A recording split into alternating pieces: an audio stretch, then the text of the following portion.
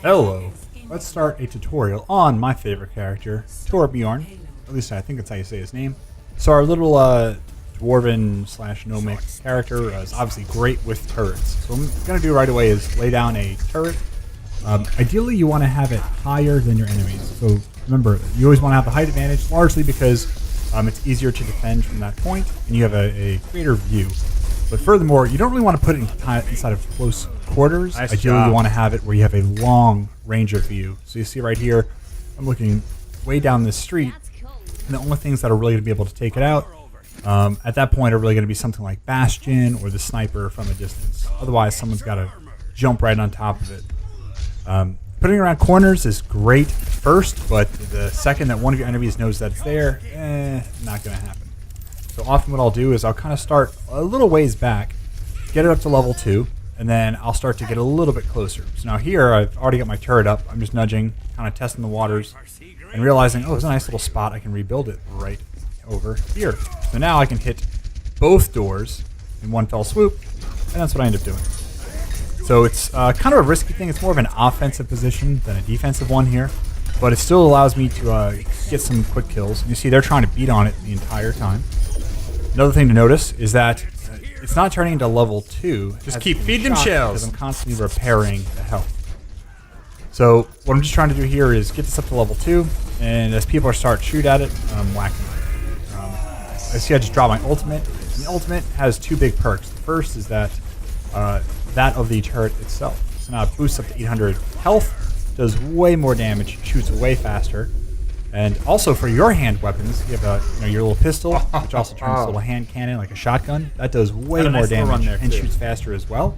That thing is brutal at close ranges. So often what I'll do is I'll throw an ult on my turret, run close to the enemies, and just kind of blast them or lure them toward the turret, and you can take care of them. So this guy is great for a defensive player. The issue I run into is that if you don't have some sort of tank or something in the front to kind of protect it, you're not going to do very well. So if you have a great supporting cast, I find that they're able to kind of keep you going, keep the enemies at bay, and you, from a range, can just keep dropping bombs.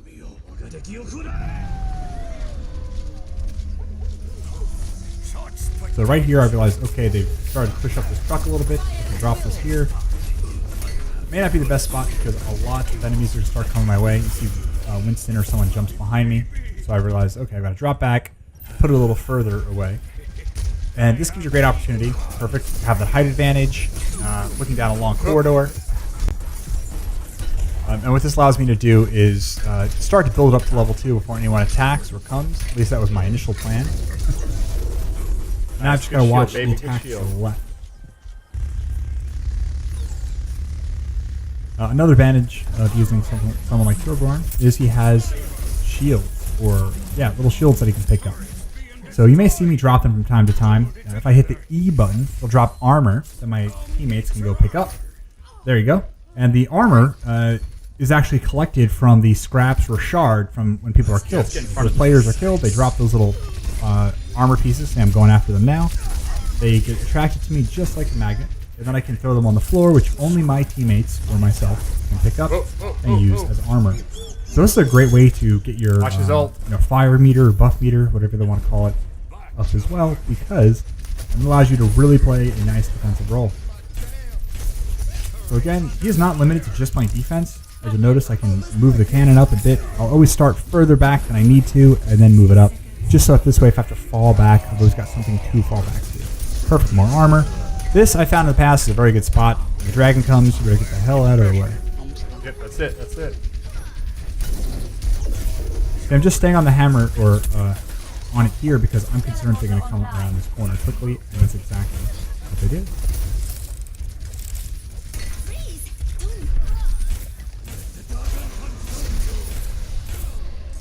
Nice, good dragon, baby, good dragon.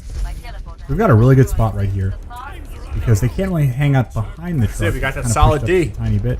Again, I always want to keep my health above 50%, otherwise I can be sniped more easily. I see all my teammates are in front of me, so I decide to move forward. Again, collecting more scraps so I can drop armor and help them out. So when you're not buffing up your turret, you're going to want to drop them back. I'm always looking in that bottom center part of the screen to see when my ult's ready to go, as well as how much health is left in my turret. You can drop your turret every 7 or 8 seconds, so you can move it freely, unlike Team Fortress, which is a little more of a project. So take advantage of that. Also, if you drop a turret at level 1, and then you have an ult, and deploy your ultimate, you're not going to get a level 2 turret right away. Instead, your hammer is going to swing very, very fast. You can beat on your turret and get up to level 2 quickly. So that is it. That is a Torbjorn tutorial. Thank you, and be sure to join me for more. I'm David Voiles.